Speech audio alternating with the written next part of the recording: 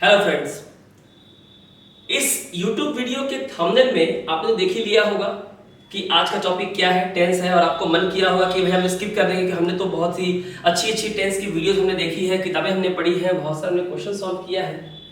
तो फिर क्यों ऐसा होता है कि जब आप SBI PO लेवल के क्वेश्चंस को सॉल्व करने जाते हैं, जो कि एडवांस लेवल का होता है, UPSC लेवल का सॉल्व करने जाते हैं, CDS NDA तक के लेवल के SSC CGL में 200 नंबर मेंस फाइनल पेपर को जब सॉल्व करने जाते हैं, तो क्यों आपको ऐसा लगता है कि अभी भी आपको कुछ नहीं आता है, कम से कम टेंस में? पार्ट्स ऑफ स्पीच की तो और दूर की बात है। आपने टेंस 2 घंटे में देखा होगा, 2 घंटे में टेंस खत्म। आपने देखा होगा 1 घंटे में टेंस खत्म। कुछ तो ऐसे भी हैं जो आधे घंटे में टेंस खत्म कर देते हैं, और कुछ एक महानुभाव तो उससे भी आगे निकल जाते हैं, 10 मिनट में टेंस खत्म कर देते हैं। यानी 12 के 12 टेंस 10 मिनट में खत्म। यानी 1 मिनट से भी कम समय में आपका एक टेंस खत्म हो जाता है, और ये टेंस पढ़ के मिलियंस व्यूज आते हैं।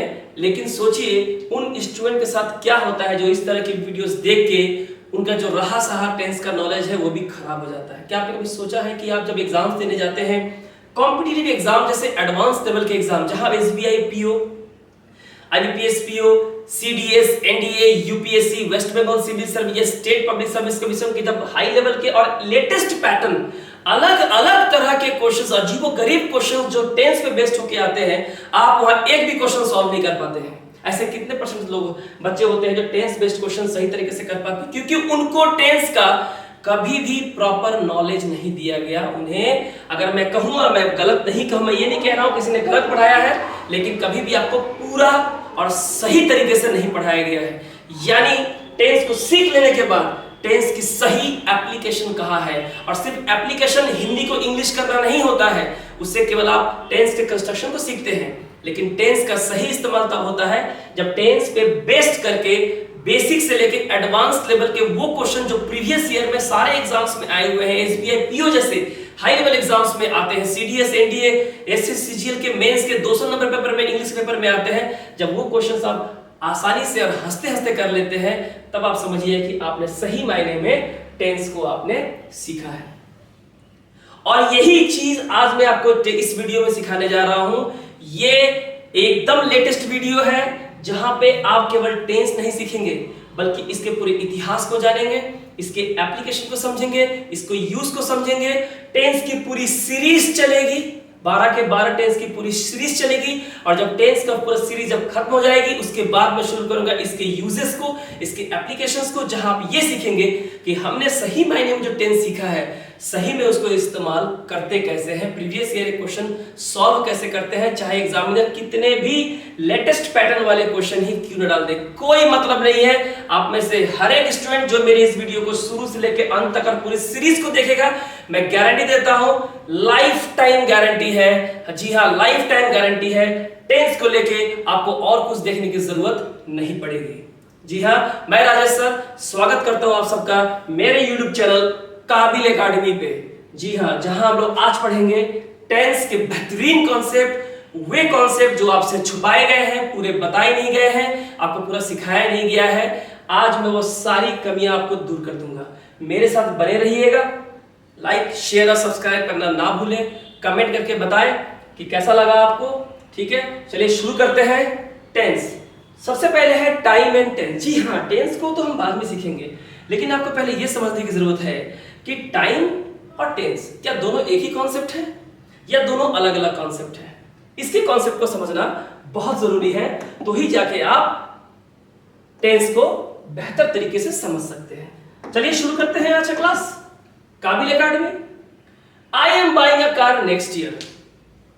अगर आप इस सेंटेंस को ध्यान से देखें, मैंने इस टेंस की शुरुआत एक सेंटेंस से की है, और वो सेंटेंस कहता है कि I am buying a car next year, मैं अगले साल एक कार खरीद रहा हूं, अगर हिंदी में बोला जाए तो। ओके, सो अगर आप टाइम की बात करें, अगर आप इसे देखें तो ये टाइम है,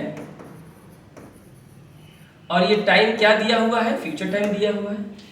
यानी हमारा टाइम फ्यूचर है, लेकिन हमने जो वर्ब इस्तेमाल किया है वो है ऑक्सिलरी वर्ब, यानी कि हेल्पिंग वर्ब, जो इस मेन वर्ब के मीनिंग को एक्सटेंड करने के लिए, मेन वर्ब को और मीनिंग ऐड करने के लिए हम इसका इस्तेमाल करते हैं। तो हमारा मेन वर्ब क्या है? बाई, और इसमें लगा है आईएनजी। आपको पता है, बहुत ही कॉमन सेंस की बात है, जब किसी वर्ब में ऑक्सिलरी वर्ब के साथ हम आईएनजी लगाते हैं तो वो कंटिन्यूअस टेंस की कैटेगरी में आता है, जो हम आगे पढ़ेंगे। कंटिन्यूअस टेंस की कैटेगरी में आता है।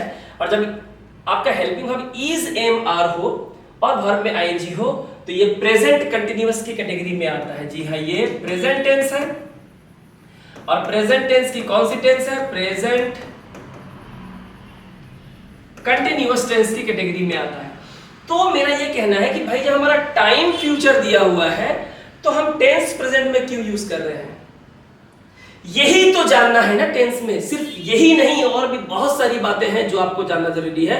और आज आप वीडियो को शुरू से लेकर अंत तक जरूर देखें, नोट्स बनाएं, कभी आपको तकलीफ नहीं होने वाली है टेंस में। तो यही देखिए, हमारा टेंस यहाँ पे प्रेजेंट टेंस है पर हमारा टाइम फ्यूचर है। तो यही यहाँ पे बताया जा रहा है कि इस सेंटेंस में एम बाई का जो इस्तेमाल किया जा रहा है वो प्रेजेंट टेंस है, यानी प्रेजेंट कंटिन्यूअस टेंस है, लेकिन हमारा जो टाइम दिया हुआ है वो तो फ्यूचर में है। इसका मतलब ये है कि time is future but sentence is in present tense. That means both time and tense are totally different concept. यानी टाइम और टेंस दोनों डिफरेंट कॉन्सेप्ट है। टाइम का मतलब है present, past and future time, ये हम सबको पता है, और इसलिए ये नॉन ग्रामेटिकल कॉन्सेप्ट होता है। जी हाँ, इसका ग्रामर से कोई लेन देन नहीं है, ये बस टाइम बताता है, ये नॉन ग्रामेटिकल कॉन्सेप्ट है। लेकिन दूसरी ओर हमारा जो टेंस है, if you talk about tense, it is completely a grammatical concept. Now why is it a grammatical concept? Because it deals with different forms of the verb. It deals with different forms of the verb in English grammar. क्योंकि tense एक grammatical concept है, क्योंकि tense verb की जो अलग-अलग forms हम पढ़ते हैं, first form, second form, third form, fourth form, fifth form, यानी कि present, past, past participle, ing form, to be form, gerund form, ये tense वर्ब के उन फॉर्म्स को डील करता है, और इसलिए टेंस एक ग्रामेटिकल कॉन्सेप्ट है। टाइम और जो हमारा जो टाइम है वो प्रेजेंट, पास्ट एंड फ्यूचर, वो एक नॉन ग्रामेटिकल कॉन्सेप्ट है। सबसे पहले ये सीखना जरूरी है कि याद रखिए, टाइम अगर फ्यूचर दिया हो तो फ्यूचर टेंस यूज करना है, ये कोई जरूरी नहीं है। ये डिफरेंस सबसे पहले समझिए, क्योंकि जब तक आप ये नहीं समझेंगे, कितने भी हिंदी को इंग्लिश में लिख लें, कितने भी हिंदी सेंटेंस को इंग्लिश में बना ले, आप टेंस में आपको कभी भी महारत हासिल नहीं होगी। इसलिए टाइम एंड टेंस के कॉन्सेप्ट को समझना जरूरी है कि टाइम अगर हमारा फ्यूचर में है तो जरूरी नहीं है कि टेंस भी हमारा फ्यूचर में होगा। हमारा जो टेंस है वो प्रेजेंट में हो सकता है, क्यों हो सकता है और क्या क्या चीजें हो सकती है, यही हमें टेंस में पढ़ना है। आगे बढ़े। लेकिन आगे बढ़ने से पहले there are some useful concepts that need to be taken into consideration before starting the tense properly. Tense पढ़ने से पहले पर्सन की जानकारी होना बहुत जरूरी है, और ये सबसे इंपॉर्टेंट है। टेंस शुरू करने से पहले आप डायरेक्ट टेंस शुरू नहीं कर सकते, आपको ये जानना बहुत जरूरी होता है। तो सबसे पहले हम इसे देखते हैं। तो person, first person, second person, third person. There are three types of person. Now, what are first person? The speaker itself is the first person. See, I am here speaking with you. यहाँ मैं बोलने का काम कर रहा हूँ, तो मैं कौन हूँ? जो स्पीकर होता है, जो वक्ता होता है, जो कुछ कहता है, वो होता है फर्स्ट पर्सन। अब मैं अकेला बोल रहा हूँ तो आई, लेकिन ऐसा भी तो हो सकता है ना, मेरे साथ 2-3 टीचर और हैं जो एक साथ स्टूडेंट्स को पढ़ा रहे हैं और एक के बाद एक बोले जा रहे हैं, तब वहां फर्स्ट पर्सन प्लूरल में क्या आ जाएगा? वी। तो फर्स्ट पर्सन सिंगुलर होता है आई, फर्स्ट पर्सन प्लूरल होता है वी। इसके बाद इनके नॉमिनेटिव यानी कि subjective case, objective case, possessive case और रिफ्लेक्सिव केस को पढ़ना बहुत जरूरी है। आई का नॉमिनेटिव केस क्या होता है? तो स्टूडेंट्स, आई का जो हमारा नॉमिनेटिव केस होता है वो होता है आई। आई का ऑब्जेक्टिव केस क्या होता है? मी। आई का पॉजिटिव केस 2 होते हैं, माई और माइन, और आई का रिफ्लेक्सिव केस में सेल्फ या सेल्फ से लगता है, वो हो जाएगा माई सेल्फ। लेकिन ये है क्या आखिर? ये नॉमिनेटिव, सब ऑब्जेक्टिव, पोजेसिव और रिफ्लेक्सिव केस है क्या? नॉमिनेटिव का मतलब होता है, नॉमिनेटिव का मतलब होता है सब्जेक्टिव केस। सब्जेक्टिव केस क्या होता है? सब्जेक्ट, सब्जेक्ट से बना है subjective, which starts a sentence, जो एक सेंटेंस को शुरू करता है, और डूअर ऑफ द एक्शन, जो किसी काम को करता है। एक्शन, एक्शन किसे कहते हैं? वर्ब को। Any action word is called a verb, और वर्ब के बिना सेंटेंस का कोई अर्थ नहीं है। What is sentence? Sentence is a word और a group of word that gives a complete sense. तो सेंटेंस एक वर्ड भी हो सकता है, कई सारे वर्ड से मिलकर ही बनता है, जिसका एक मीनिंग होता है। लेकिन सेंटेंस अगर एक वर्ड से बनता है तो वो कौन हो सकता है? वर्ब हो सकता है। वर्ब का मतलब है कोई भी काम that requires some sort of energy. आपको कुछ एनर्जी वेस्ट करनी पड़ती, चाहे सो रहे हो, सोच रहे हो, खा रहे हो, बात कर रहे हो, या कुछ भी ना कर रहे हो, तो भी वो काम है। ठीक है, तो इस काम को जो करने वाला होता है उसे कहते हैं सब्जेक्ट, और सब्जेक्ट से हम सेंटेंस को शुरू करते हैं। नाउन हो सकता है, प्रोनाउन हो सकता है। तो पर्सन का वो फॉर्म जो किसी सेंटेंस को शुरू करता है या किसी एक्शन को डूअर होता है, किसी काम को करता है, उसे हम हिंदी में भी करता ही कहते हैं और इंग्लिश में भी क्या कहते हैं? सब्जेक्ट ही कहते हैं। और इससे जिसके लिए जो प्रोनाउन इस्तेमाल होता है वो सब्जेक्टिव केस कहलाता है कि उसका केस कौन सा है? वो सब्जेक्टिव केस में है। तो किसी भी सेंटेंस के स्टार्टिंग में कौन सा होता है? सब्जेक्टिव केस होता है।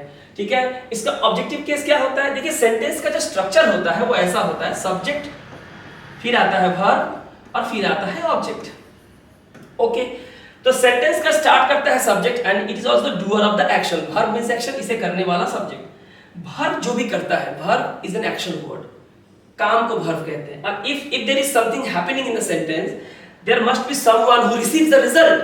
अगर कुछ काम हो रहा है तो उसे करने वाला भी, तो उसे रिसीव, उस रिजल्ट को रिसीव करने वाला भी तो कोई होगा। उसका असर जिसके ऊपर पड़ रहा है उसे रिसीव करने वाला भी तो कोई होगा, और वो कौन होता है? ऑब्जेक्ट। तो सब्जेक्ट यहां इस वक्त हमेशा जो भी पर्सन हम पढ़ेंगे इनके नॉमिनेटिव केस को इस्तेमाल करेंगे। लेकिन वर्ब के बाद अगर कोई पर्सन आ रहा है, कोई प्रोनाउन अगर वर्ब के बाद हमें इस्तेमाल करना हो, वर्ब के बाद या प्रीपोजिशन के बाद, ये एक एक्स्ट्रा नॉलेज मैं दे रहा हूं आपको, प्रीपोजिशन के बाद, तो हमेशा ऑब्जेक्टिव केस ही इस्तेमाल करना है।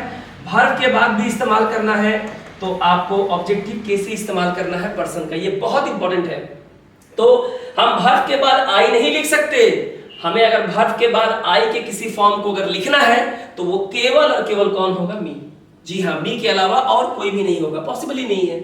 नीचे एग्जांपल है, मैं आपको बताऊंगा, लेकिन अभी याद रखिए कि किसी पर्सन के ऑब्जेक्टिव केस को वर्ब के बाद यूज करते हैं, प्रीपोजिशन के बाद भी यूज करते हैं। वर्ब के बाद अगर पर्सन आ रहा है, प्रोनाउन आ रहा है, प्रीपोजिशन के बाद अगर प्रोनाउन आ रहा है, तो हमेशा याद रखिए उस पर्सन के ऑब्जेक्टिव केस को ही लिखना है। पोजेसिव केस क्या होता है? Possessive when you are in possession of something और समथिंग बिलोंग्स टू यू और you are the owner of something. जब किसी चीज के मालिक है, कोई चीज आपका है, उसका है या किसी का है, जब इस तरह की भावनाएं होती है जहां में we need to show some sort of possession, that we are in possession of something, something belongs to me और something belongs to you, something belongs to them, whatever it is, वहां हमें पर्सन का possessive case इस्तेमाल करना है। देखिए, एक family में हर एक मेंबर का अपना अपना रोल होता है। फादर का एक रोल है, मदर का एक रोल है, ब्रदर का रोल है, सिस्टर का रोल है, जो ग्रैंडफादर है, ग्रैंडमदर है, उनका एक रोल है। घर में हर एक को अपनी भूमिका निभानी होती है। फादर के रोल की जगह ब्रदर नहीं कर सकता, ब्रदर के रोल की जगह फादर नहीं कर सकता। हर एक को अपनी जगह संभालनी पड़ती है, हर एक की अपनी जगह होती है, स्टेटस होती है। उसी तरह से पर्सन भी प्लेस के हिसाब से आता है, सबका अपनी अपनी भूमिका है। अगर ये मी बोलेगा कि मैं आई के जगह पे आऊंगा, आई बोलेगा मैं मी के जगह पे आऊंगा, तो ये सारा का सारा सेंटेंस गड़बड़ हो जाएगा, पूरा फैमिली खराब हो जाएगा, सिस्टम ही बिगड़ जाएगा पूरा। इसलिए ऑब्जेक्टिव केस हमेशा वर्ब और प्रीपोजिशन के बाद आता है। पोजेसिव केस जब आप पोजेशन शो करते हैं, इसे मैंने दो लिखा है, एक लिखा है मैंने माई, आई से बनने वाला, और एक माई। ये क्या है? तो आप ही समझिए कि जो माई दिया हुआ है या आवर, ठीक है, या योर, यू से बनने वाला योर, या यहां आपको दिया हुआ है देयर, ये प्रोनाउन तो है, पर जब सेंटेंस में ये किस तरह से फंक्शन करते हैं, किस तरह से काम करते हैं, काम के हिसाब से इनका नेचर फिक्स करना है, काम के हिसाब से इनका पार्ट्स ऑफ स्पीच फिक्स होगा। ये जो काम करते हैं उसके हिसाब से इन्हें कहते हैं पोजेसिव एडजेक्टिव। और अगर ये एडजेक्टिव है, चाहे कई तरह के एडजेक्टिव होते हैं, ये पोजेसिव एडजेक्टिव है, पोजीशन शो करते हैं, तो है तो adjective. And what is an adjective? Adjective is a word which qualifies a noun और अ प्रोनाउन। एडजेक्टिव वो वर्ड है जो किसी नाउन या किसी प्रोनाउन को क्वालिफाई करता है, उसके बारे में कुछ कहता है। तो अगर ये महाशय किसी नाउन या प्रोनाउन के बारे में कुछ कह रहे हैं, खासकर चूंकि नाउन के बारे में कुछ कह रहे हैं, तो वो नाउन यहां होना चाहिए ना। होना चाहिए कि नहीं होना चाहिए? होना चाहिए। तो ये पॉजेसिव एडजेक्टिव है। एडजेक्टिव का काम होता है नाउन के बारे में कुछ कहना, तो इसके बाद नाउन कंपलसरी है, कंपलसरी है। जैसे दिस इज माई पेन, लेकिन वही एक और वर्ड है जो आई से ही बनता है, वो है माइन, वी से बनता है वो है आवर्स, यू से बनता है वो है योर्स, और एक है दे से बनता है वो है देयर्स। ये पॉजेसिव एडजेक्टिव के कैटेगरी में नहीं आते हैं, ये आते हैं सीधे सीधे, ये है pronoun. And what is a pronoun? Any word used in place of a noun. Noun के जगह पे जिन शब्दों का इस्तेमाल करते हैं प्रोनाउन कहते हैं। अब बताइए, नाउन के जगह पे इनको इस्तेमाल किया जाता है, तो जाहिर सी बात है कि इनके बाद नाउन नहीं आएगा, नहीं आएगा। ये नाउन इनके पहले ही सेंटेंस में आ चुका होगा, लेकिन पॉजेसिव एडजेक्टिव कैटेगरी में इनके बाद नाउन आना होगा। प्रोनाउन की कैटेगरी में इनके पहले ही नाउन आ चुका होगा। एग्जांपल देखिए, this is my pen. My क्या है? Adjective, possessive adjective. माई क्या? Pen. Whose pen? Whose pen is this? This is my pen. अब इसी को अगर मुझे माइन में लिखना है तो हम कैसे लिखेंगे? ऐसे लिखेंगे, दिस पेन इज माइन। अब मैंने क्या बोला था कि जब आप माइन का इस्तेमाल करते हैं तो इसके बाद किसी भी तरह के नाउन का इस्तेमाल नहीं होगा, क्योंकि वो नाउन सेंटेंस में पहले ही आ चुका होगा। देखिए, जो पेन यहां लास्ट में आया है वो पेन माइन के इस्तेमाल के चलते यहां इसके ठीक बाद ही, सब्जेक्ट के बाद ही इस्तेमाल कर लिया गया है। ये डिफरेंस बहुत ही इंपॉर्टेंट है। एक नंबर यहां से जरूर एक सवाल पूछा जाता है, चाहे सेंटेंस इंप्रूवमेंट में हो, फिल इन द ब्लैंक्स में हो, एरर फाइंडिंग में हो, या किसी भी तरह के पैटर्न वाले क्वेश्चन में हो, डायरेक्टली और इनडायरेक्टली ये क्वेश्चन पूछे जाते हैं। पॉजेसिव एडजेक्टिव नाउन चाहिए, प्रोनाउन इनके पहले नाउन आ चुका होगा, इनके बाद नाउन नहीं चाहिए। आई होप क्लियर हो गया होगा आपको ये। उसके बाद है रिफ्लेक्सिव प्रोनाउन। इनका अलग अलग यूजेस है जो आपको हम प्रोनाउन के चैप्टर में, जब मैं पार्ट्स ऑफ स्पीच शुरू करूंगा तो बहुत ही बेहतरीन तरीके से पढ़ाऊंगा। उसके बाद प्रोनाउन में लाइफ टाइम कभी आपको दिक्कत नहीं होगी, चाहे किसी भी लेवल का क्वेश्चन आप सॉल्व करें, कहीं से भी सॉल्व करें। इसके बाद फर्स्ट पर्सन प्लूरल है वी। वी से सेंटेंस को स्टार्ट करते हैं तो सब्जेक्टिव केस होगा।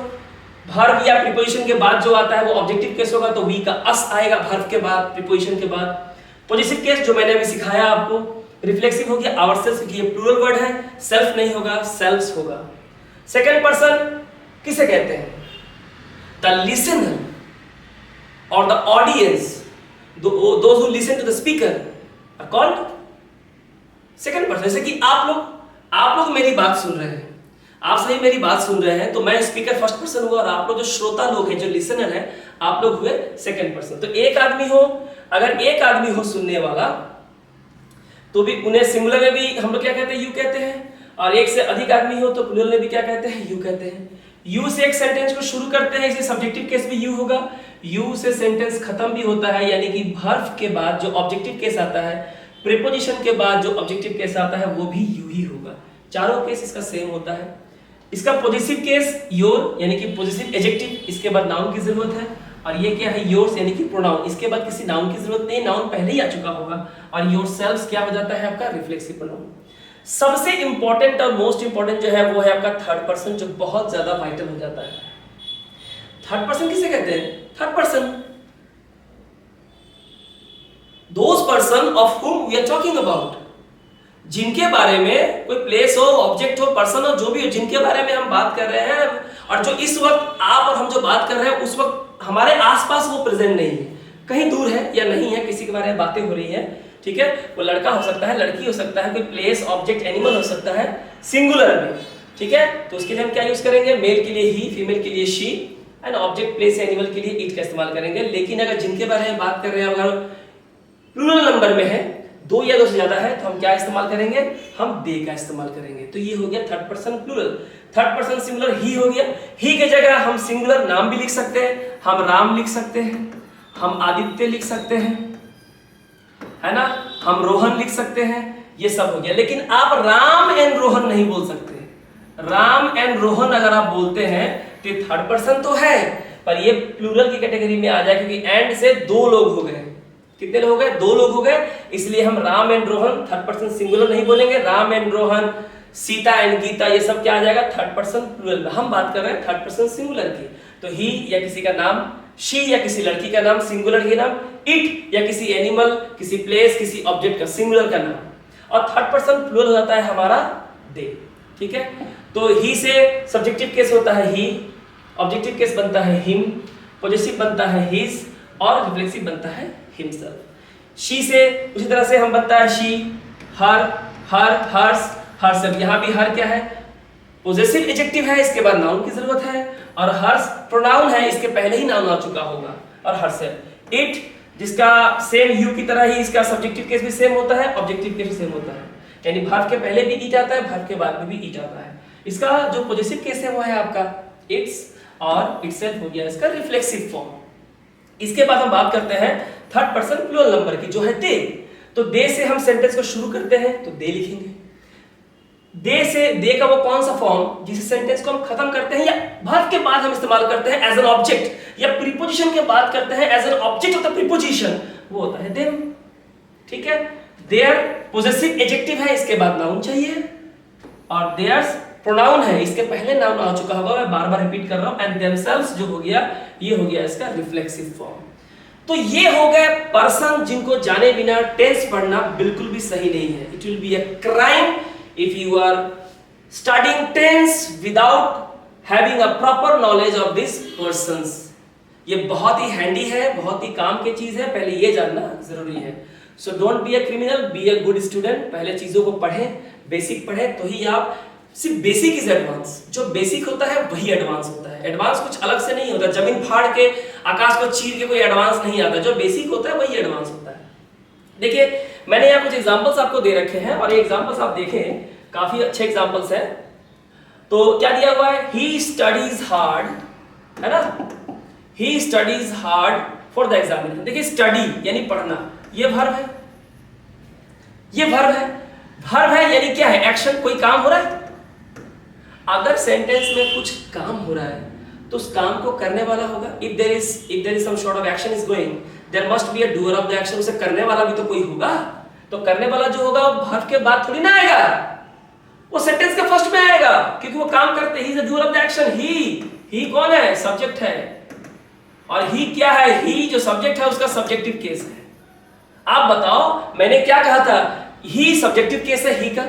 हम यहां लिख सकते हैं him studies hard for the examination.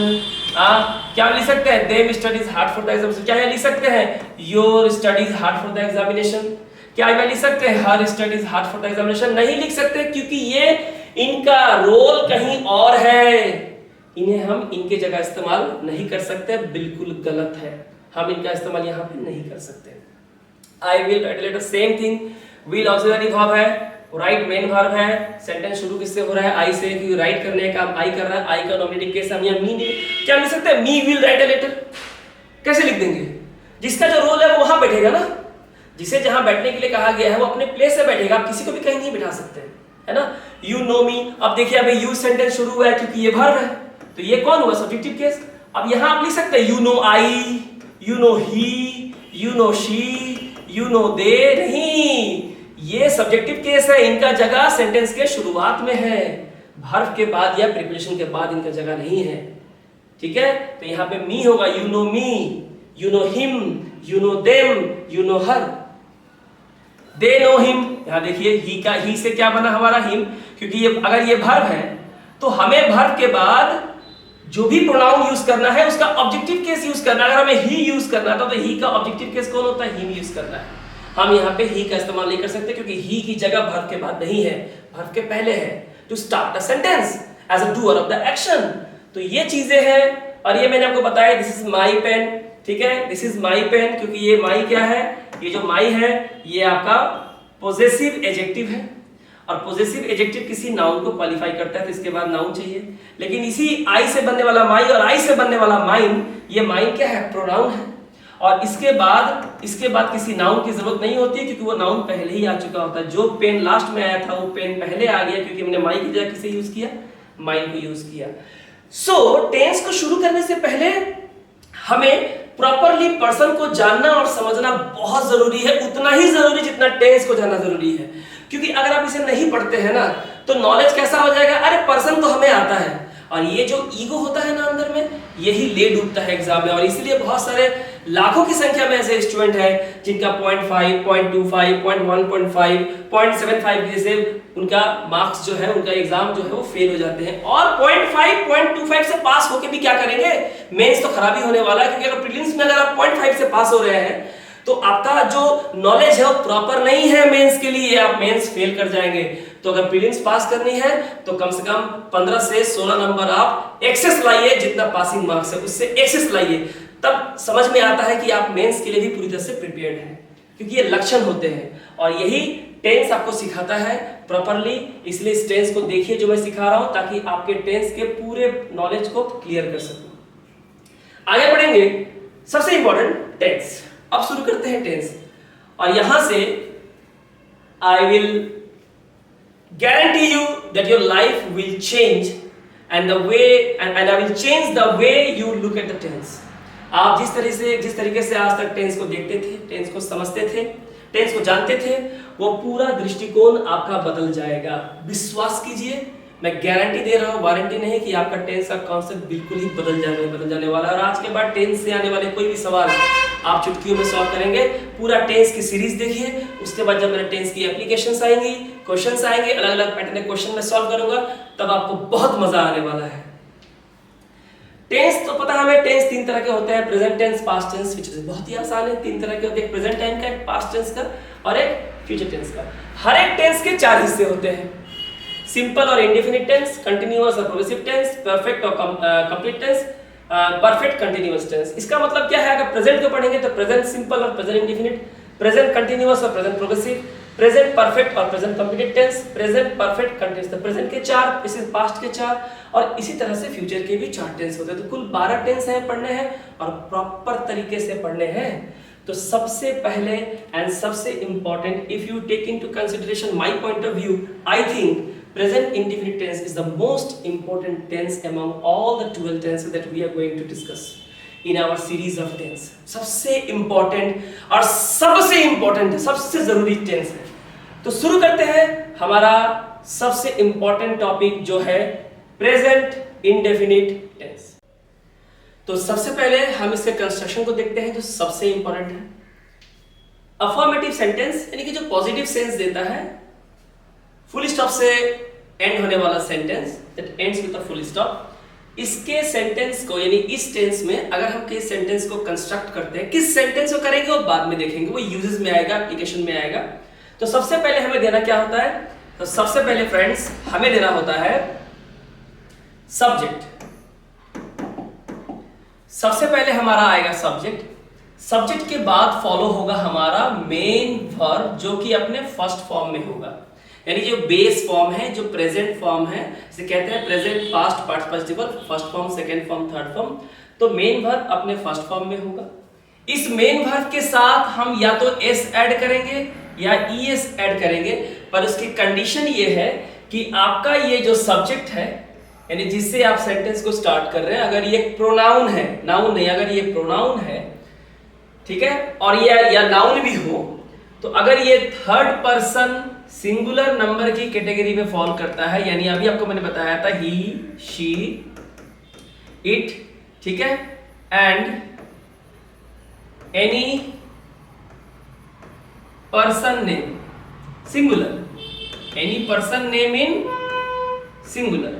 तो अगर आपका सब्जेक्ट इस टेंस में थर्ड पर्सन सिंगुलर नंबर में फॉल करता है, ही, शी, इट या किसी का भी नाम, सिंगुलर नाम, तो ही आपको मेन वर्ब में एस या ईएस को ऐड करना है।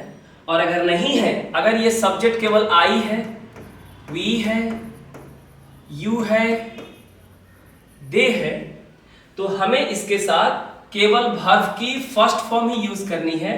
And this is very important to understand, इसे जानना बहुत जरूरी है। तो ही आप बड़े बड़े सेंटेंस लिख सकते हैं, ऐसे लिख सकते हैं, लेटर राइटिंग लिख सकते हैं।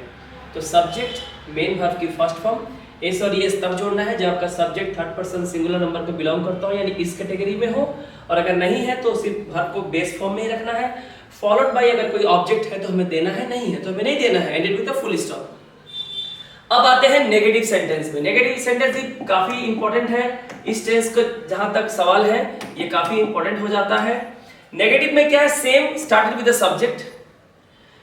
प्रेजेंट इंडेफिनिट टेंस को जब हम नेगेटिव सेंटेंस में लिखेंगे तो या तो हमें इस्तेमाल करना है डू नॉट या फिर हमें इस्तेमाल करना है डज नॉट। सेम वही लॉजिक यहां भी है कि हमें डू के साथ ईएस यानी कि डज नॉट, नॉट तो आएगा ही क्योंकि नेगेटिव सेंटेंस है, लेकिन डज नॉट, डू में ईएस हमें तब इस्तेमाल करना है जब हमारा subject third person singular number को बिलोंग करता है, यानी he does not, she does not, it does not, Ram does not, Mohan does not, Aditya does not. लेकिन अगर subject third person singular number नहीं है तो हमें सिर्फ डू नॉट का ही इस्तेमाल करना है, डज नॉट का इस्तेमाल नहीं करना है। इसके साथ हमेशा याद रखें सिर्फ मेन वर्ब की फर्स्ट फॉर्म आएगी।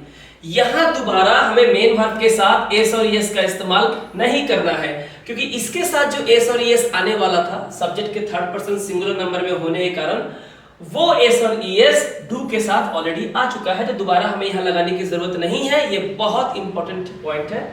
फॉलोड बाय ए ऑब्जेक्ट, अगर ऑब्जेक्ट है तो डालिए, नहीं है तो डालिए, then it is a full stop. इसके बाद आते हैं इंटरोगेटिव एंड नेगेटिव सेंटेंसेस, दोनों ही साथ में। इंटरोगेटिव यानी कि क्वेश्चन सेंटेंसेस। जब भी आप क्वेश्चन फॉर्म करते हैं तो क्वेश्चन जब भी आप फॉर्म करेंगे तो क्वेश्चन हमेशा वर्ब से ही बनेगा। किससे बनेगा? सबसे पहले क्या आएगा? वर्ब। और उसमें भी मैक्सिमम केस में हम क्या इस्तेमाल करते हैं? ऑक्सिलरी वर्ब का इस्तेमाल करते हैं। इसके पहले हम WH वर्ड का इस्तेमाल कर सकते हैं। अगर वाई, व्हाट, व्हेन, वेयर, हुम WH क्वेश्चंस पूछे जाते हैं तो इनके पहले हमें WH वर्ड्स की जरूरत पड़ेगी। तो सबसे पहले हम क्या यूज करेंगे इस टेंस में? अगर हमको क्वेश्चन बनाना है तो हमें ऑक्सिलरी वर्ब चाहिए, हमें हेल्पिंग वर्ब चाहिए, और हमारे पास हेल्पिंग वर्ब इस टेंस में क्या है? डू या फिर डस। जी हाँ, जिस टेंस में जो ऑक्सिलरी वर्ब होगा उस टेंस का इंटरोगेटिव सेंटेंस उसी ऑक्सिलरी वर्ब से बनेगा। ऐसा नहीं कि आपने is, am, are, was, were, has, have, had से आपने किससे बना दिया। सेंटेंस प्रेजेंट इंडेफिनिट टेंस का है और आप सवाल बना रहे हैं हैज से, हैव से, ठीक है, तो ऐसा नहीं चलेगा। तो ये सवाल डू या डस से ही बनेगा, डिड से भी नहीं बनेगा क्योंकि वो पास्ट टेंस में इस्तेमाल होता है। तो सबसे पहले क्वेश्चन सेंटेंस शुरू होता है डू या फिर डस से।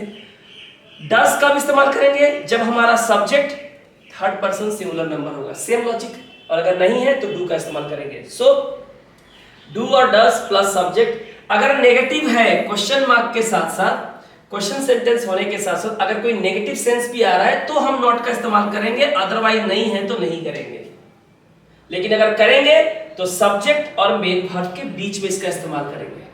और इस नॉट का इस्तेमाल आप शुरू में डू या डस के साथ भी कर सकते हैं। जी हाँ, डोंट लिख सकते हैं या डजंट लिख सकते हैं, आप दोनों का इस्तेमाल कर सकते हैं।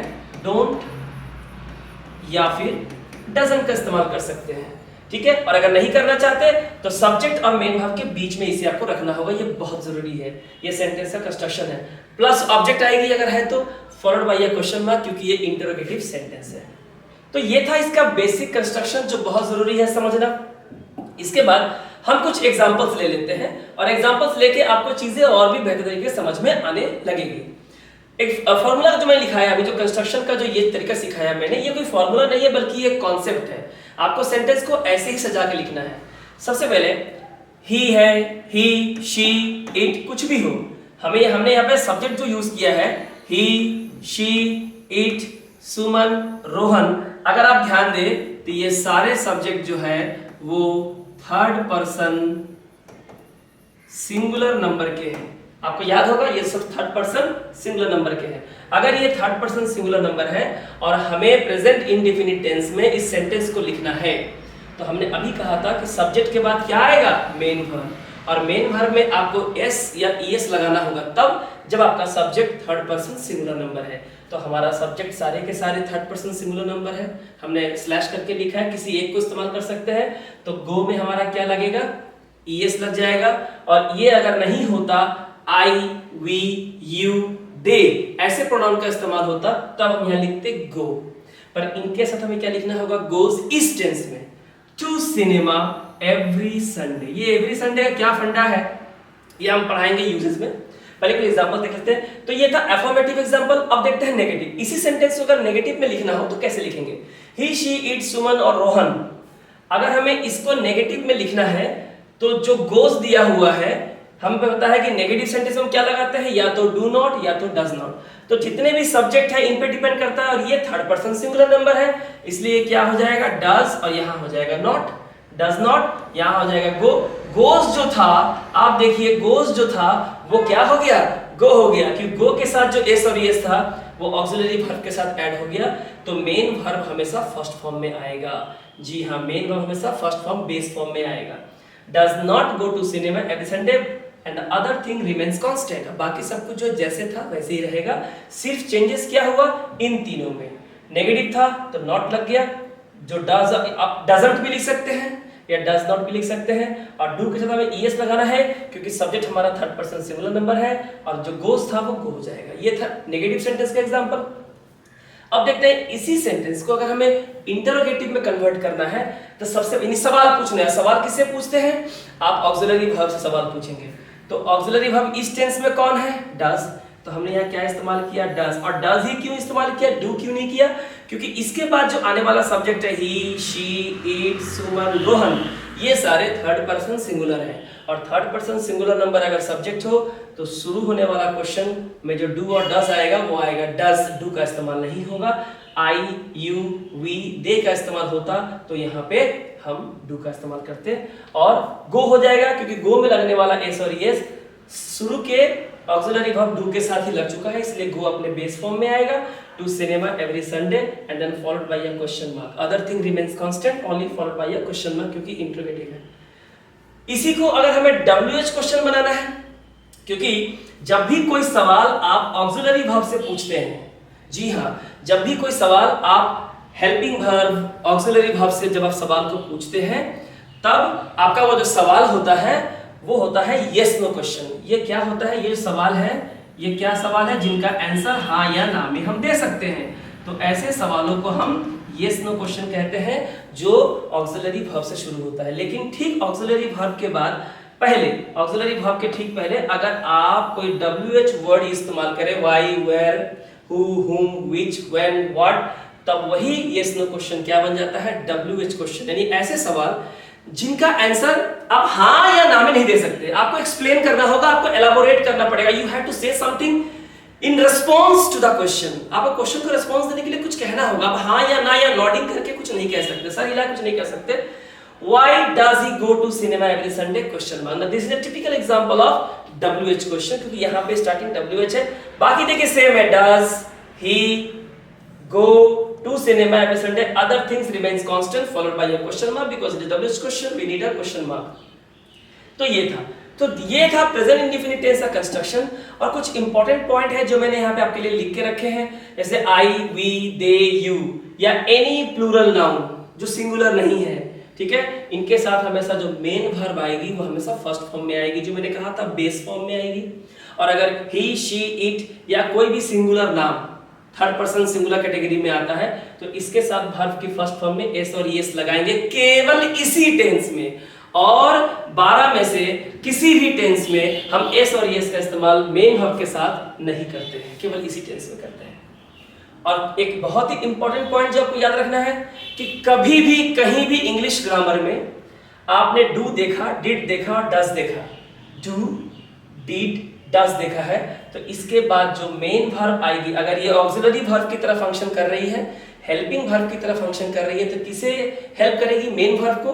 तो इसके बाद अगर कोई मेन वर्ब है तो वो मेन वर्ब हमेशा फर्स्ट फॉर्म में आएगा, क्योंकि अगर वो प्रेजेंट में है तो उसका डू यहाँ लगा हुआ है, अगर ये एस और ईएस फॉर्म में है तो उसका डज यहाँ लगा हुआ है, और अगर ये पास्ट टेंस में है और अगर ये पास्ट टेंस में है तो उसका डिड यहाँ लगा हुआ है। इन तीनों केसेस में ये हमेशा फर्स्ट फॉर्म में रहेगा, मतलब प्रेजेंट फॉर्म में रहेगा, पास्ट या पास्ट पार्टिसिपल नहीं, एस और ईएस नहीं, आईएनजी नहीं। चलिए अब सबसे इंपॉर्टेंट बात जिसकी मैं चर्चा आपको कर रहा था कि वो है आपका use of present indefinite tense. और ये जो यूज है ये काफी ज्यादा इंपॉर्टेंट है, इसे बहुत ध्यान से सीखने की जरूरत है। एक बार आप इसे देख ले, use of present indefinite tense. तो चलिए हम इसके यूज को शुरू करते हैं, और ये काफी इंपॉर्टेंट होने वाला है, बहुत ध्यान से देखें, लास्ट तक देखें। वीडियो लंबी तो बन रही है, क्योंकि इस सीरीज में आज के वीडियो में मैं प्रेजेंट इंडेफिनिट टेंस कवर कर रहा हूं और कोशिश करूंगा अगर समय बच जाता है तो मैं प्रेजेंट कंटीन्यूअस टेंस भी कवर करने की कोशिश करूंगा।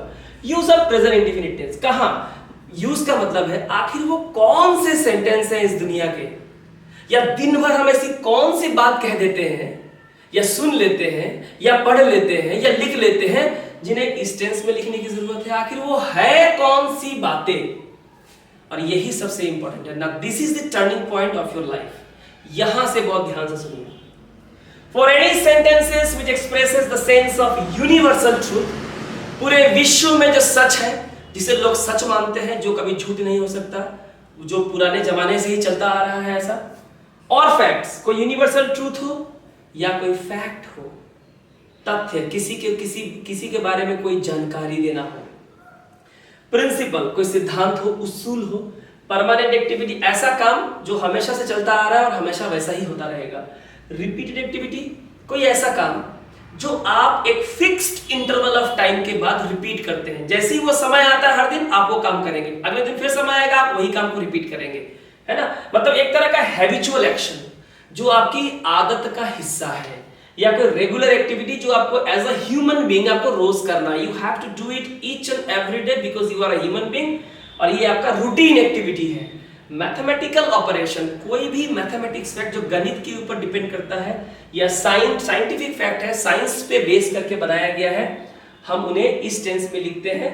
या कोई भी मैथमेटिकल ऑपरेशंस और साइंटिफिक ऑपरेशन, इन सारी बातों को इसी टेंस में लिखा रहता है। मैंने कुछ पिक्चर्स डाले हुए हैं, पिक्चर्स उतने इंपॉर्टेंट नहीं है समझाने के लिए, लेकिन मैं जो कह रहा हूं ये सबसे इंपॉर्टेंट है, इनको समझिए।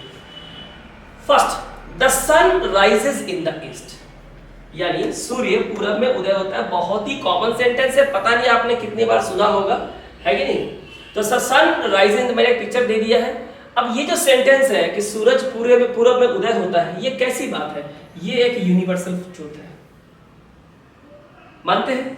ऐसी बात जो पूरे विश्व में सच है, हम उसे यूनिवर्सल ट्रूथ कहते हैं। अगर ये बात सच है, यूनिवर्सली एक्सेप्टेड बात है, तो इसे इसी टेंस में आपको लिखना है। आप इसे कंटिन्यूअस पास्ट टेंस या फ्यूचर में नहीं लिख सकते। That will be a crime if you write this sentence in other tense. So don't be a criminal, okay, be a student. The sun rises in the east. अब देखिए the सन, हमारे जो construction था वो देखिए। सन यानी सूरज सिंगुलर है, third person है क्योंकि ये नाम है। अगर ये थर्ड पर्सन सिंगुलर नंबर है तो राइज जो वर्ब है, मेन वर्ब, इसकी फर्स्ट फॉर्म के साथ एस और ईएस लगाना हमको जरूरी है, हमने अभी कहा था। Rises in the east, east एक प्रॉपर नाउन है इसलिए ई कैपिटल लेटर में होगा। तो यूनिवर्सल फैक्ट है इसलिए इसको इस टेंस में लिखना जरूरी है। इसके बाद the earth moves around the sun, पृथ्वी सूर्य के चारों ओर चक्कर काटती है। तो ये यूनिवर्सल फैक्ट भी है, साइंटिफिकली प्रूवन फैक्ट भी है। सभी लोग जानते हैं कि ग्रह सूर्य के चारों ओर घूमते हैं, उसमें एक अर्थ भी है। तो अगर ये साइंटिफिकली प्रूवन है, अगर ये यूनिवर्सली एक्सेप्टेड ट्रूथ है, किस टेंस में होगा? इसी टेंस में होगा, प्रेजेंट इंडेफिनिट टेंस में होगा। आप इसे किसी और टेंस में बिल्कुल भी लिखने की गलती ना करें। समझे, पहले सेंटेंस के नेचर को समझे, फिर 12 में से किसी एक टेंस का इस्तेमाल करें। द अर्थ, हम जानते हैं अर्थ क्या है। अर्थ है हमारा थर्ड पर्सन सिंगुलर नंबर, इसलिए वर्ब के साथ हम एस लगाएंगे। Round the sun proper noun है इसलिए कैपिटल हो जाएगा। ये हमारा यूनिवर्सल और साइंटिफिक फैक्ट है, इसी टेंस में होगा। आगे बढ़ते हैं। A mother loves her children, एक माँ अपने बच्चे से प्रेम करती है। तो ये तो परमानेंट एक्टिविटी है, यूनिवर्सल ट्रूथ है। किस टेंस में होगा? इसी टेंस में होगा, है कि नहीं। अ मदर क्या है? Third person. अब मदर है third person singular number, love में एस हो जाएगा, हर चिल्ड्रन। अब देखिए लव क्या है? वर्ब है, ये वर्ब है। और देखिए वर्ब के बाद है बताना है कि माँ अपने बच्चों, तो बच्चे का पोजेशन किसके पास है? मदर के पास है। मदर यानी शी, और शी का हमें वर्ब के बाद कौन सा फॉर्म यूज करना पड़ेगा? Objective case. तो हम यहाँ क्या लगाएंगे? Her children, she children, I children, you children मत लिखिएगा। अब मदर लव्स हर चिल्ड्रन, तो ये एक परमानेंट एक्टिविटी है, साइंटिफिकली प्रूवन एक यूनिवर्सली एक्सेप्टेड फैक्ट है। Water boils at 100 degree Celsius, पानी 100 डिग्री तापमान पे उबलता है। तो सच ही तो है, एक साइंटिफिक फैक्ट है। 100 डिग्री जैसे ही होता है पानी उबलना शुरू हो जाता है। वाटर क्या है? वाटर सिंगुलर अनकाउंटेबल नाउन एक ऐसा नाउन जिसे आप उंगलियों पे नहीं गिन सकते, और जिन्हें हम नहीं गिन सकते वो प्लूरल भी कभी नहीं बन सकते, वो हमेशा, और जो कभी प्लूरल नहीं बन सकते वो क्या बने रहेंगे, सिंगुलर बने रहेंगे। और ये वाटर नाम है, नाउन है, तो थर्ड पर्सन सिंगुलर हुआ, इसे शॉर्ट में कहते हैं SUN, सिंगुलर अनकाउंटेबल नाउन। भैया काउंट नहीं कर सकते, इसको कैसे करोगे, 1 पानी 2 पानी 3 पानी 4 पानी, फिल्म का नाम है क्या, पार्ट 1 पार्ट 2 पार्ट 3 पार्ट 4। तो थर्ड पर्सन सिंगुलर नंबर है, इसलिए वर्ब के साथ हमें क्या लगाना है, हमें S लगाना है।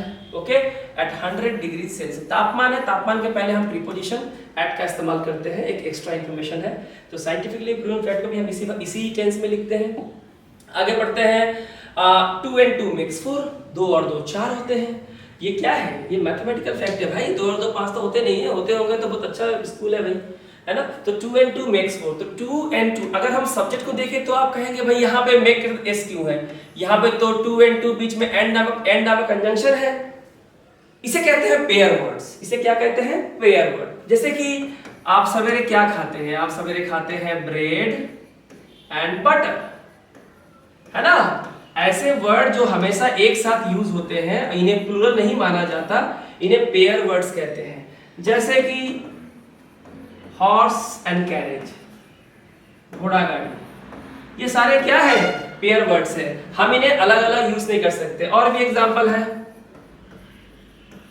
Cup and saucer, pair words है, हम इन्हें अलग अलग कभी भी नहीं लिख सकते। ये एंड बीच में तो आता है, लेकिन ये दोनों का इस्तेमाल हम साथ में करते हैं रियल लाइफ में, इसलिए इसे पेयर वर्ड्स कहते हैं। इन्हें सिंगुलर माना जाता है, थर्ड पर्सन सिंगुलर माना जाता है, इसलिए वर्ब के में क्या लगाया है, S लगाया है। सो 2 और 2 4 होते हैं, मैथमेटिकली फैक्ट है, इसी टेंस में होगा।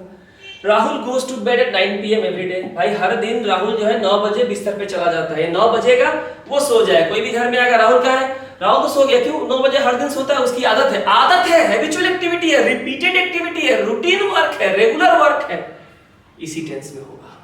और किसी टेंस से मत लिखिएगा। Rahul goes to bed 9 PM every day, so यहाँ राहुल क्या है, third person singular number, verb में S लगाना है।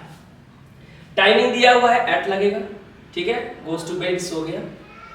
रिपीटेड रेगुलर हैबिचुअल एक्टिविटी मैंने कहा था, like he always comes here on Sunday, वो हर दिन यहाँ संडे को आता है, यानी जैसे ही संडे होगा वो हमारे यहाँ आएगा। तुम्हें उससे मिलना है, संडे को आ जाओ, वो हर संडे मेरे यहाँ पे आता है। तो routine work, repeated work, regular activity, habitual activity, कुछ भी कहें, इसी टेंस में लिखें। ही थर्ड पर्सन सिंगुलर नंबर है, ऑलवेज यानी हमेशा एक हिंट वर्ड है कि आपको समझना है कि ये प्रेजेंट इंडेफिनिट टेंस है। ही थर्ड पर्सन सिंगुलर नंबर है, और ही थर्ड पर्सन सिंगुलर नंबर है, इसलिए कब में क्या लग गया, हमारा S लग गया, है ना। हियर ऑन संडे, दिन के नाम के पहले हम ऑन लगाते हैं, on is used before name of days, ठीक है। आगे बढ़े,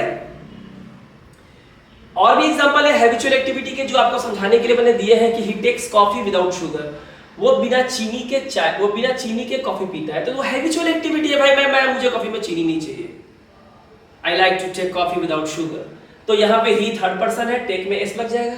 अगर आई होता तो आई टेक, बी होता तो बी टेक, और दे होता तो दे टेक, है ना। लेकिन यहाँ पे ही है, शी है या नाम हो, तो यहाँ वर्ब के साथ हमें S और S लगानी है, थर्ड पर्सन सिंगुलर के साथ S और S। He takes coffee without sugar, so this is an example of habitual activity, and habitual activity must be written in this tense only, not in other tense.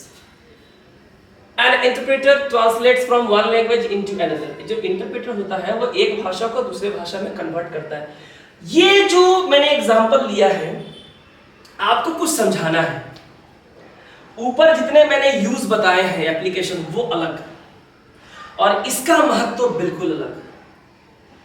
Competitive exams में पढ़ाने के, competitive exams में आए हुए questions के, उनके knowledge के बारे में, उनके एग्जाम्स के बारे में मुझे 15 से 16 साल का मेरा जो अनुभव है कॉम्पिटिटिव एग्जाम से पढ़ाने का, उस हिसाब से बोल सकता हूँ कि प्रेजेंट इंडेफिनिट टेंस के यूजेस के रूल्स में जो सबसे इंपॉर्टेंट है, और वो है ये, और इसे ही बच्चे समझ नहीं पाते। अब ये है क्या, ये है एक जनरल इंफॉर्मेशन, या सिंपली भाषा में कहें तो narrating a fact. General information क्या होता है, कोई चीज है, प्लेस है, पर्सन है, कुछ भी दुनिया के बारे में क्यों ना हो, कोई इवेंट है, एक्सीडेंट है, कोई हैपनिंग है, कैलामिटी है, नेचुरल फिनोमेनन है, कुछ भी उसके बारे में जब भी आप कोई इंफॉर्मेशन किसी को देते हैं, तो आप एक तरह से कोई फैक्ट बता रहे हैं, कोई फैक्ट आप सामने रख रहे हैं। जब आप फैक्ट बता रहे होते हैं तो आप कोई इंफॉर्मेशन शेयर कर रहे होते हैं, किसी को कुछ इंफॉर्मेशन दे रहे होते हैं। और जब भी आप कोई इंफॉर्मेशन शेयर करते हैं, कोई फैक्ट किसी को देते हैं, इसी टेंस में लिखना है। सबसे इंपॉर्टेंट है, this is the most important application of this special tense, present indefinite tense. Whenever you are stating a fact, whenever you are narrating an event, whenever you are saying something about someone, you must write those sentences in present indefinite tense only in present indefinite tense. So any type of general information or simply stating a fact of something or of somebody, then it must be written in present indefinite tense. तो ये कौन है? एक interpreter है जो एक language को दूसरे लैंग्वेज में ट्रांसलेट करती है। तो एक तो फैक्ट बता रहे हैं ना, किस टेंस में होगा? And interpreter third person singular number है, ट्रांसलेट में एस लग जाएगा वर्ब में। बहुत इंपॉर्टेंट है, इसको ध्यान दें। आगे देखते हैं, this tense is used to express the possession on something. अगर आप किसी चीज के मालिक हैं, कोई चीज आपका है और कोई चीज आपके अधिकार क्षेत्र में है, if you are the owner of something, if something belongs to you, और if you are in possession of something, then that must be written और expressed in this tense only.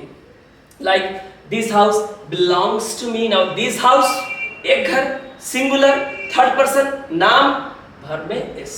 और यहाँ पे क्या बता रहा है? belongs, ये मेरा है, पोजीशन आप शो कर रहे हैं, इस टेंस में लिखेंगे this house belongs to me, he owns, he third person, verb में he owns a big bungalow, he has a chartered pen। अब ये मत समझिए कि यहाँ पे जो has का इस्तेमाल किया गया है तो ये प्रेजेंट परफेक्ट टेंस हो गया। जी नहीं, has कभी भी प्रेजेंट परफेक्ट टेंस नहीं हो सकता अगर इसके साथ वर्ब की थर्ड फॉर्म नहीं लगी है।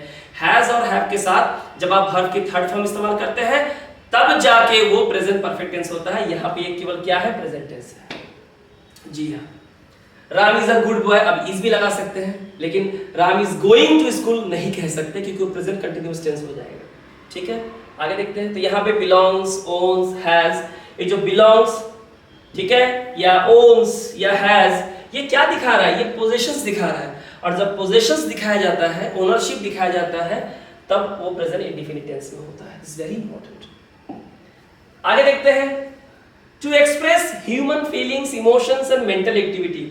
इंसानों के जज्बात, हमारे जज्बात होते हैं, हमारे होते हैं। आपने फिल्मों में भी देखा होगा, एक्टर एक्ट्रेस अपने जज्बातों को एक्सप्रेस करते हैं, इमोशंस को व्यक्त करते हैं, भावनाओं को, एंड योर मेंटल एक्टिविटी की आप क्या सोचते हैं। पता है, इन सब बातों को सेंटेंस में समझना काफी मुश्किल होता है, इसलिए स्टूडेंट्स एग्जाम में समझ ही नहीं पाते हैं कि यहाँ पे किस टेंस को इस्तेमाल करना है, क्योंकि कभी भी उन्होंने ना उनको सेंटेंस के नेचर का भी समझाया ही नहीं गया उस तरह से, और गलती उनकी भी नहीं है। लेकिन अब ये समस्या आपकी हमेशा के लिए दूर हो जाएगी। देखिए, I love the red rose, जब ये बात कहते हैं मुझे लाल गुलाब बेहद पसंद है, आप क्या कर रहे हैं? आप अपनी फीलिंग्स को जाहिर कर रहे हैं।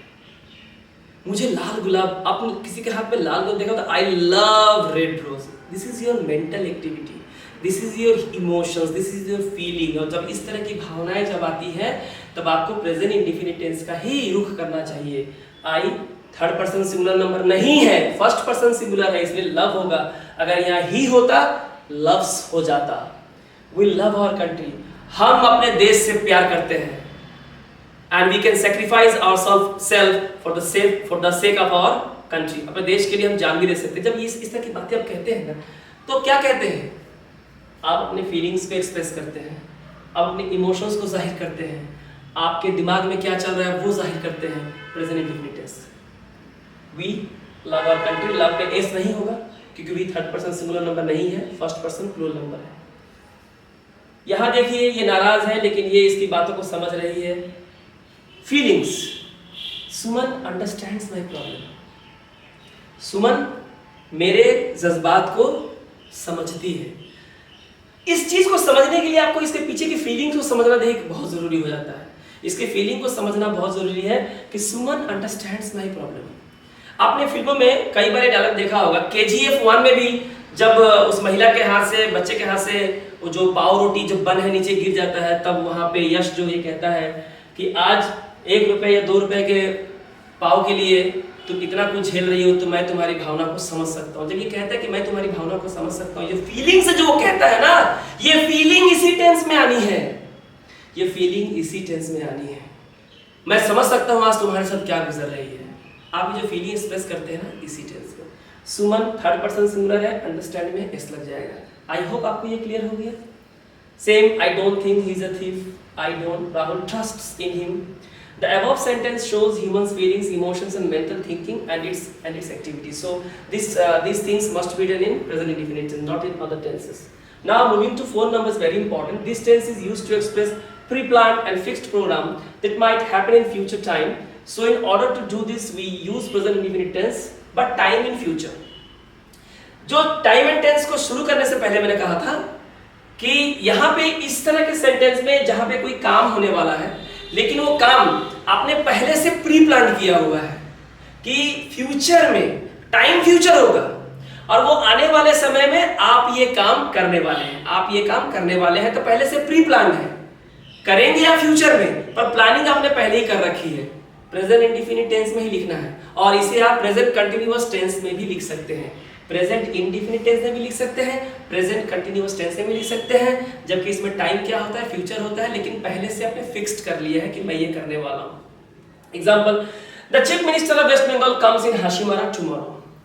Chief minister of West Bengal, तो ऑफ के बाद कुछ भी हो, हमारा मेन जो सब्जेक्ट है, हमारा मेन सब्जेक्ट कौन है, ऑफ के पहले वाला, ये the chief minister, third person singular number. और हाशिमारा कल आने वाली है, श्रीमती ममता बनर्जी कल हाशिमारा आने वाली है, तो ये प्री प्लान्ड होता है ना उनका, कहाँ पे मुझे विजिट करना है, कहाँ टूर करना है, सब प्री प्लान्ड होता है। और अगर ये प्री प्लान्ड है तो प्रेजेंट इंडेफिनिट टेंस में ही इसका इस्तेमाल होगा। इसलिए वर्ब में क्या लग गया हमारा, एस, क्योंकि हमारा subject chief minister third person singular number है। Ijaz leaves for Switzerland next Monday. Next Monday Ijaz Switzerland के लिए जाने वाला है, तो क्या वो मुंह उठा के एयरपोर्ट चला जाएगा, मेरा स्विट्जरलैंड का टिकट काट दो, आज मुझे जाने का मन हुआ है? ऐसा थोड़े ना होता है कुछ भी। तो यहाँ इजाज थर्ड पर्सन सिंगुलर नंबर है, लीव में एस लगेगा क्योंकि नेक्स्ट मंडे टाइम फ्यूचर है, पर स्विट्जरलैंड जाने का प्रोग्राम पहले ही हो चुका है। Same, when does the school reopen, तो प्री प्लान होता है, फिक्स होता है, इसलिए यहाँ पे डज का इस्तेमाल होगा क्योंकि स्कूल सब्जेक्ट है, थर्ड पर्सन सिंगुलर नंबर, दो में एस का इस्तेमाल करेंगे। रीओपन में एस नहीं आएगा, ये एस यहाँ लग चुका है। ओके, तो the actions that we talked about in these sentences might take place in future time, but tense must be used in present indefinite tense because it is already pre-planned or fixed. तो इसका जो अगला use है और जो use अब हम पढ़ने जा रहे हैं, यहाँ पे मैं आपको लिख के दे सकता हूँ एफिडेविट पे कि आपका 1 नंबर, 2 नंबर, मैक्सिमम 3 नंबर आपका कंफर्म एग्जाम्स में आने वाले हैं। जितने भी कॉम्पिटिटिव एग्जाम्स में है, अलग अलग पैटर्न, चाहे सेंटेंस इंप्रूवमेंट हो, क्लोज टेस्ट हो, फिल इन द ब्लैंक्स हो, वन फिलर हो, डबल फिलर्स हो, या फिर अलग अलग पैटर्न में आने वाले आजकल के एसबीआई पीओ के जो एरर फाइंडिंग हो, आपका यहाँ से सवाल जरूर बनता है और बनेगा, और इसको समझना बहुत जरूरी है। प्रेजेंट इंडेफिनिट टेंस के अगर यूज को समझना चाहते हैं तो क्या कहता है, if the subordinate clause, subordinate clause क्या है हम पढ़ाएंगे, begins with conjunctions। अगर कोई सबऑर्डिनेट क्लॉज शुरू होता है किसी कंजंक्शन से जो दो चीजों को जोड़ता है, सब्जेक्ट को हो, वर्ब को हो, किसी को भी हो, जैसे कि if, when, before, after, till, until, unless, as soon as long as, in case, और भी बहुत सारे कंजंक्शंस है जो कंडीशन शो करते हैं, जहां पे यूज होते हैं वहां कंडीशन शो करते हैं, शर्तें लागू करते हैं, then use present indefinite tense in this clause। तो इसी सबऑर्डिनेट क्लॉज में जो इनसे शुरू हो रहा है उसमें आप प्रेजेंट इंडेफिनिट टेंस यूज करें और सिंपल फ्यूचर या फ्यूचर इंडेफिनिट टेंस यूज करें मेन क्लॉज में। मोस्ट इंपॉर्टेंट, अब इसे समझने से पहले आपको थोड़ी क्लॉज की जानकारी तो होनी चाहिए। क्लॉज क्या है समझिए। क्लॉज हिंदी में तो कहते हैं वाक्यांश, a part of a sentence. So clause is like a smaller sentence within a bigger sentence because we construct a bigger sentence with the help of few small sentences। कई सारे छोटे छोटे sentences से हम बड़े बड़े sentence लिखते हैं, कॉमा से, किसी से भी। So clause is a smaller sentence within a bigger sentence which has its own subject and predicate and gives some meaning, complete or partial।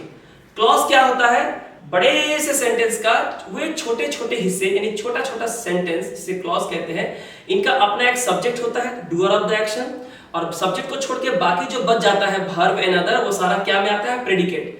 तो एक सब्जेक्ट होता है, बाकी प्रेडिकेट होता है, और ये अपने मीनिंग को एक्सप्रेस करते हैं, आइदर पार्शियली और कंप्लीटली मीनिंग को देते हैं। ये क्लॉज टू टाइप्स के होते हैं। एक होता है जो अपने मीनिंग को कंप्लीटली एक्सप्रेस नहीं कर पाते, इनकम्प्लीट होते हैं, उन्हें सब क्लॉज या डिपेंडेंट क्लॉज कहते हैं। और एक वो क्लॉज जो अपने मीनिंग को इंडिपेंडेंटली कंप्लीट सेंस में एक्सप्रेस करते हैं, बिना किसी पे डिपेंड हुए, उसे मेन क्लॉज कहते हैं, प्रिंसिपल क्लॉज कहते हैं या इंडिपेंडेंट क्लॉज कहते हैं। अगर आप इस सेंटेंस को देखें और कैसे पहचानेंगे, तो अगर आपको सब क्लॉज पहचानना हो, सबऑर्डिनेट क्लॉज पहचानना हो, डिपेंडेंट क्लॉज पहचानना हो, तो जाहिर सी बात है पहला तो क्लू ये है कि ये इस तरह के जॉइनिंग वर्ड यानी जो कंजंक्शन है, जो कंडीशन शो करते हैं, इनसे शुरू होगा। और दूसरा, जब आप इसे पढ़ेंगे ना तो पढ़ के ही पता चल जाएगा कि ये मीनिंग कंप्लीट नहीं है। जैसे अगर आप मान लें कि आई विल नॉट गो आउट, हम इसे हटा देते हैं, आप इसे हटा दीजिए तो क्या बचा, इफ इट रेन्स, कॉमा, बस इतना बोल के चुपचाप हो जाइए। ठीक है, आप सामने से बोलिए, तुम्हें पता है इफ इट रेन्स, दो थप्पड़ लगा देगा वो, तब तक तो अरे वो वेट कर रहा है कि इफ इट रेन्स, यदि बारिश होती है तो क्या, आगे तो बोल। इसका मतलब ये है कि ये कंप्लीट नहीं है। यदि बारिश होती है then what, I will not go out, मैं बाहर नहीं जाऊंगा, तो बोलना था ना, थप्पड़ खा लिया बिना मतलब में। सो इफ इट रेन्स यानी यदि बारिश होती है, ये कंप्लीट नहीं है, प्लस ये जॉइनिंग वर्ड से भी शुरू हुआ है, कंजंक्शन शुरू हुआ है, तो ये चूंकि इनकम्प्लीट मीनिंग दे रहा है, इसलिए इसे कहते हैं सब क्लॉज या इसे कहते हैं डिपेंडेंट क्लॉज। सब क्लॉज या इसे कहते हैं डिपेंडेंट क्लॉज। और अगर आप इसे पढ़ें और इसे हटा दे तो इसे क्या मीनिंग आ रहा है, आई विल नॉट गो आउट, मैं बाहर नहीं जाऊंगा, आई विल नॉट गो आउट, मैं बाहर नहीं जाऊंगा, कंप्लीट है। इसे किसी और सेंटेंस के दूसरे हिस्से की जरूरत बिल्कुल भी नहीं है, बिल्कुल भी नहीं है। ये अपने आप में पूरा कंप्लीट मीनिंग दे रहा है। इसे कहते हैं मेन क्लॉज और इंडिपेंडेंट और प्रिंसिपल क्लॉज। क्या कहते हैं, प्रिंसिपल क्लॉज, ये मेन क्लॉज है। तो अभी इतना सब अगर आपको समझ में आ गया है तो यहां रूल्स ये है, मैं इसे मिटा रहा हूं। रूल्स ये है कि अगर आपका मेन क्लॉज, ये मेन क्लॉज है, यहां पे विल और शैल, यहां पे क्या, विल और शैल के साथ मेन वर्ब का अगर फर्स्ट फॉर्म आया है तो इसे क्या कहते हैं, इसे कहते हैं फ्यूचर इंडेफिनिट टेंस कहते हैं। ओके स्टूडेंट्स, तो रूल ये है कि अगर आपके मेन क्लॉज में विल या शैल के साथ वर्ब की फर्स्ट फॉर्म यानी कि फ्यूचर इंडेफिनिट टेंस का इस्तेमाल किया गया है मेन क्लॉज में, और मेन क्लॉज में ही करना है, अगर ऐसा है तो हमारा जो सब क्लॉज होगा यानी कि ये, इसके साथ हमें इस्तेमाल करना है प्रेजेंट इंडेफिनिट टेंस। तो देखिए यहां पे इट है, third person singular number, present indefinite tense use करना है क्योंकि मेन क्लॉज में विल के साथ गो यानी फ्यूचर इंडेफिनिट टेंस है, तो यहां रेन जो वर्ब है इसमें क्या लग जाएगा, एस, क्योंकि एक्शन वर्ड है। इसका ऑपोजिट समझिए कि अगर सब क्लॉज, जो क्लॉज मेन क्लॉज पे डिपेंड है, ये सबऑर्डिनेट क्लॉज, इसमें अगर प्रेजेंट इंडेफिनिट टेंस का इस्तेमाल किया गया है, जैसे कि यहां किया गया है इफ इट रेन्स, तो आपको मेन क्लॉज में फ्यूचर इंडेफिनिट टेंस का ही इस्तेमाल करना है, किसी और टेंस का इस्तेमाल नहीं कर सकते हैं, बिल्कुल नहीं कर सकते हैं। ये एकदम क्लियर है, मैं समझा पाया आपको, ठीक है। तो इस रूल के हिसाब से मैंने यहाँ इसको समझा दिया है, आप इसे देख सकते हैं, नोट कर सकते हैं। और एग्जांपल है, if you take medicine in time you will recover very soon. तो if you take medicine in time, जैसा ही मैंने कहा कि जो इफ से जो शुरू होने वाला है ये पूरा सब क्लॉज हो गया और ये आपका क्या हो गया, मेन क्लॉज हो गया। अभी आप देखिए मेन क्लॉज में विल के साथ वर्ब की फर्स्ट फॉर्म है, तो सब क्लॉज में हम क्या यूज करेंगे, प्रेजेंट इंडेफिनिट टेंस यूज करेंगे। क्योंकि यहाँ पे यू है और यू सेकंड पर्सन सिंगुलर और प्लूरल दोनों होता है, इसके साथ वर्ब में एस और एस नहीं लगाया जाता। अगर यू की जगह ही होता तो हम यहाँ क्या लिखते, टेक्स्ट लिखते। आपको पता है प्रेजेंट इंडेफिनिट टेंस में वर्ब की या तो फर्स्ट फॉर्म आती है या वर्ब के फर्स्ट फॉर्म में एस और एस का इस्तेमाल करना पड़ता है, अगर subject third person singular number है तो यहाँ पे विल के साथ वर्ब की फर्स्ट फॉर्म है future indefinite tense main clause में, तो सब क्लॉज में हमें प्रेजेंट इंडेफिनिट टेंस का इस्तेमाल करना होगा। मैंने इसे एक्सप्लेन कर दिया है, ठीक है। Unless she works hard, she will not succeed. जब तक वो मेहनत नहीं करती है वो सफल नहीं हो सकती। तो अनलेस एक जो कंजंक्शन है, इसे शुरू होने वाले को हम कहते हैं सब क्लॉज, ठीक है। और शी से जो शुरू हो रहा है इसे हम कहते हैं मेन क्लॉज। मेन क्लॉज में आप देखें विल के साथ हमें यहाँ वर्ब की फर्स्ट फॉर्म हमने यूज किया है, ठीक है। तो यहाँ पे हमें प्रेजेंट इंडेफिनिट टेंस का इस्तेमाल करना है। शी क्या है? Third person singular number. She क्या है? शी है थर्ड पर्सन सिंगुलर नंबर, इसलिए वर्ब के सामने क्या लगा दिया? एस लगा दिया।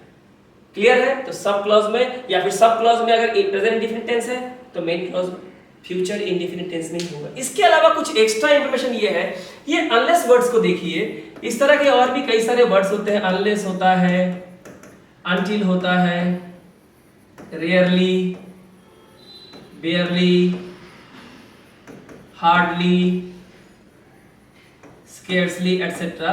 ये कुछ ऐसे वर्ड हैं जो नेगेटिव वर्ड हैं। कैसे वर्ड्स हैं? नेगेटिव वर्ड्स हैं। They are negative. ये इतने नेगेटिव होते हैं कि इनसे जो क्लॉज शुरू होता है यहां तक, आगे नहीं, लेकिन ये अलग मेन क्लॉज है, इनसे जो क्लॉज शुरू होता है उसमें ये खुद इतने नेगेटिव होते हैं कि ये अपने साथ दूसरे किसी नेगेटिव वर्ड को नहीं लेते हैं। ये अपने साथ प्लस किसी भी तरह के नेगेटिव वर्ड जैसे कि नो, नॉट, नेवर का इस्तेमाल नहीं होता है, नहीं होता है, नहीं होता है। जिस क्लॉज में रहेंगे उसमें, दूसरे क्लॉज में नहीं। तो अनलेस है, अगर यहां लिखा होता unless she does not work तो ये सेंटेंस पूरा गलत था। इस पे भी 1 मार्क्स आपको जरूर किसी ना किसी एग्जाम में आएगा, आना ही है, ये गारंटी है। लिखते रहिए, नोट्स करते रहिए कौन कौन से आने वाले हैं। So unless she works hard या किसी तरह का नेगेटिव वर्ड नहीं आएगा। सब क्लॉज है, प्रेजेंट इंडेफिनिट टेंस है तो मेन क्लॉज में फ्यूचर इंडेफिनिट टेंस होगा, यानी विल और शैल के साथ वर्ब की फर्स्ट फॉर्म। या मेन क्लॉज में फ्यूचर इंडेफिनिट टेंस है तो सब क्लॉज में आपको प्रेजेंट इंडेफिनिट टेंस को यूज करना होगा। आई होप आपको ये समझ में आ गया होगा। तो बढ़ते हैं आगे प्रेजेंट इंडेफिनिट टेंस के 6th नंबर यूज के लिए, जहां कहा गया है अपने लाइव मैच तो देखते ही हैं, अभी आईपीएल वगैरह चल रहा है, फीफा भी होने वाला है, कई तरह की लाइव मैचेस, कबड्डी होती है, बैडमिंटन का होता है, क्रिकेट का होता है। तो यहाँ पे कमेंट्री जो है वो लाइव की जाती है, माने मैचेस चल रहे हैं और साथ साथ आप कमेंट्री भी सुन रहे हैं। तो जब कमेंट्री किया जाता है, लाइव कमेंट्री, उसे इस टेंस में लिखते हैं, प्रेजेंट इंडेफिनिट टेंस में। क्यों? ताकि जो वहां का जो सिचुएशन है उसको लाइवली और एनर्जेटिक बनाए रखने के लिए, ऑडियंस के अंदर एक जोश भरने के लिए, एक इमोशन पैदा करने के लिए हम प्रेजेंट इंडेफिनिट टेंस में ही अक्सर लाइव कमेंट्री करते हैं, ताकि ये लाइवली और एनर्जेटिक हो जाए। Johnny Roots runs up the ball, catches it and throws it on the stumps and the batsman gets out. Live commentary, Johnny Roots ने बॉल पकड़ा, ये कौन है? थर्ड पर्सन सिंगुलर नंबर, नाम है ना, इस वर्ब में क्या लग जाएगी? एस और ईएस।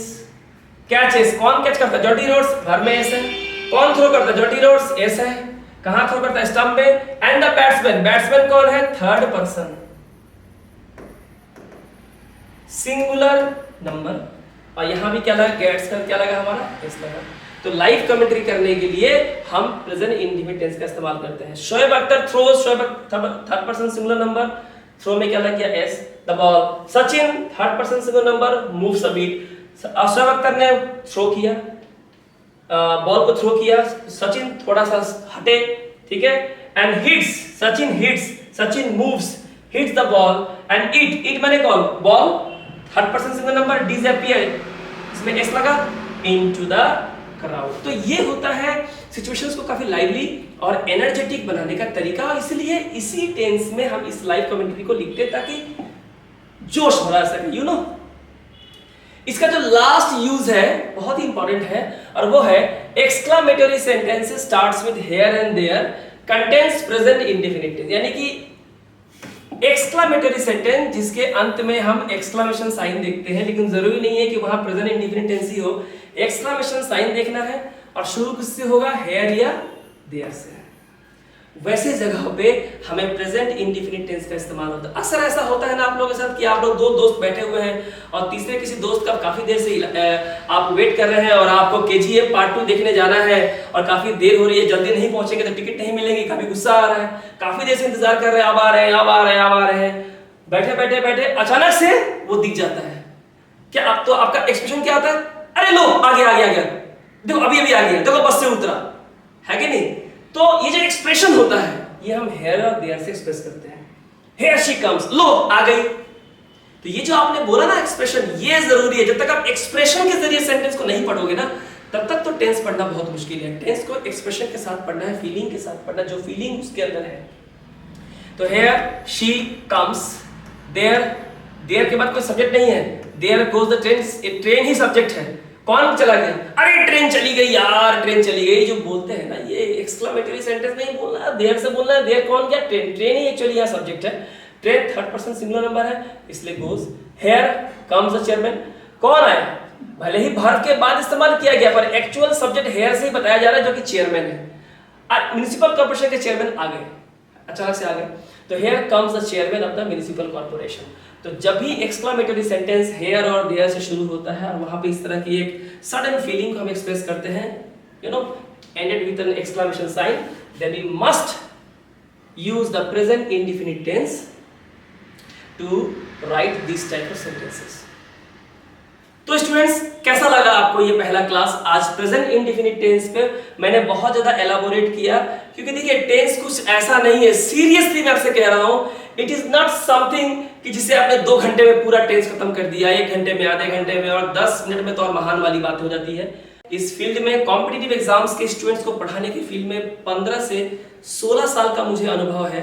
एग्जाम्स के हर पैटर्न का मुझे एक्सपीरियंस है। मुझे पता है कि एक स्टूडेंट्स को प्रॉपर चीजें देने के लिए क्या क्या चीजें जरूरी होती है। वीडियो को अगर आपने शुरू से लेकर अंत तक देखा है तो इस तरह की 12 सीरीज बनेंगी और उसके बाद इसके यूजेस और एप्लीकेशंस को मैं शुरू करूंगा।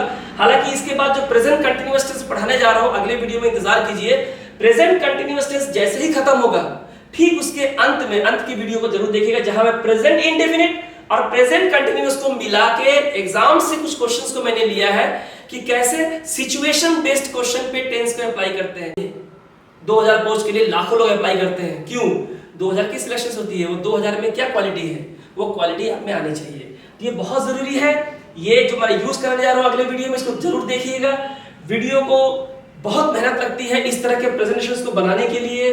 प्रेजेंटेशन को बनाने के बाद इसको यहाँ पे खड़े होके इसको एक्सप्रेस करना, इसको बोलना, इसको समझाना, इसमें काफी मेहनत है। अगर आपको लगता है कि इसे मेहनत लगी है तो इसको एक बार जरूर लाइक करें, इसको शेयर करें, क्योंकि अच्छी चीजें सभी के पास पहुंचनी चाहिए। हर एक को सीखने का अधिकार है, राइट टू एजुकेशन हर एक को है। लाइक कर ही देंगे तो बगल में सब्सक्राइब बटन भी है, उसके साथ भेदभाव क्यों कीजिएगा, उसको भी दबा ही दीजिएगा, सब्सक्राइब कर लीजिएगा ताकि जो, और उसके बगल में बेल नोटिफिकेशन आइकन है उसे दबा दीजिएगा ताकि जो भी मेरी नई वीडियोस आ रही है, टेंस पे हो या किसी और चैप्टर पे हो, क्वांट पे हो या रीजनिंग पे हो या जनरल स्टडीज पे हो, मैं चारों विषय पढ़ाने वाला हूं, उसकी नोटिफिकेशन प्रॉपर टाइम पे आपको एग्जाम से पहले मिल जाए ताकि आप उसे पढ़ के बेहतर रिजल्ट्स कर सके। जी हाँ, तो लाइक करें, शेयर करें, सब्सक्राइब करें, कमेंट करके बताएं अगर किसी टॉपिक के ऊपर इसी तरह की क्लास अगर आपको चाहिए तो मुझे कमेंट सेक्शन में जरूर बताएं। अगर इसकी पीडीएफ फाइल वगैरह चाहिए होगी तो वो भी मुझे आप कमेंट करके बताइएगा। अगर आप मुझे पीडीएफ फाइल मांगेंगे, कमेंट करेंगे तो मैं इसकी पीडीएफ फाइल आपको जरूर प्रोवाइड कराऊंगा। तो वीडियो को जरूर लाइक कीजिएगा। तो मिलते हैं आपसे अगले वीडियो में। Thank you.